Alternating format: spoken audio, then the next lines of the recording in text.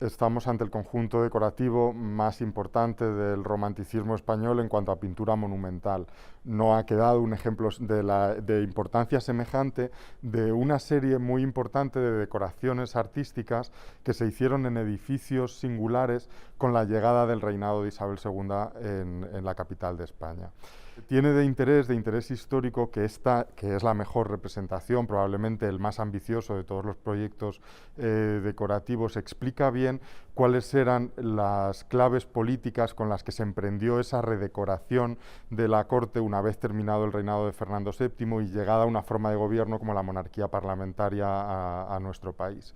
El liberalismo se esforzó muchísimo en establecer, en crear lugares en los que la reina se encontrara con los ciudadanos, como los teatros, el Teatro Real y el Teatro de la Zarzuela, que reciben decoraciones isabelinas contemporáneas a las de este momento y que hoy están desaparecidas, o la decoración extraordinaria de algunos palacios románticos isabelinos de esta época, donde la reina de nuevo se escenificaba en contacto con los ciudadanos.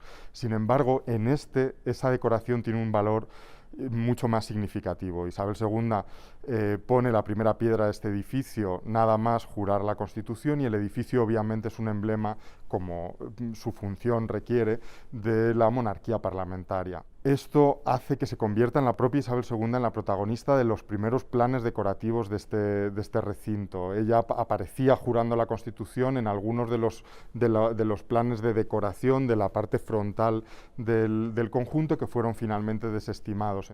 La reina encarna a España en el centro de la decoración que se encarga a Carlos Luis de Ribera y que se data en el año 1852, una época muy temprana en la que Carlos Luis de Ribera es un pintor relativamente recién llegado de París, donde todavía las enseñanzas que ha recibido junto a Paul Delaroche están palpitantes en el tipo de decoración que diseña para el techo.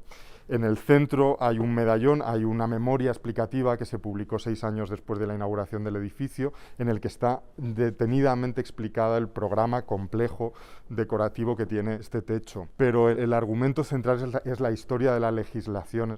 Empieza en la época grecorromana, en el primero de los casetones, y acaba en el Renacimiento, en el momento de esplendor legislativo de los años del Renacimiento, ¿no? Y pasa por distintos estadios, como el de la época de los godos.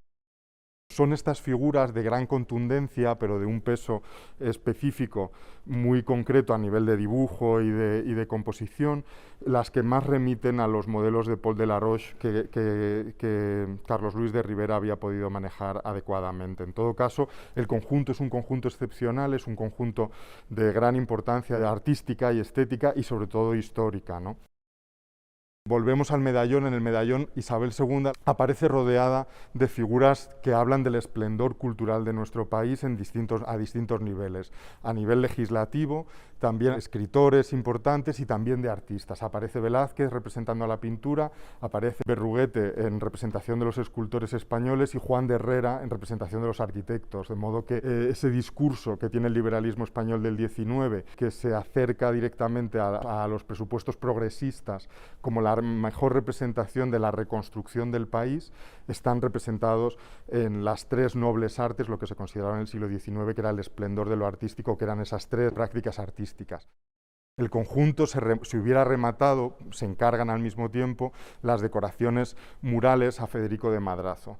Federico va dando largas, va cambiando los argumentos, y en el año 60, 10 años después de que el Congreso esté reclamándole que entregue los cuadros que debería haber pintado, renuncia oficialmente a encargarse él mismo de la decoración, y por lo tanto los encargos recaen a continuación en los 2 discípulos más destacados que tenía Federico en ese momento, que son Gisbert y Casado de la Lisal, que asumen la conclusión de la decoración de este salón en el que nos encontramos.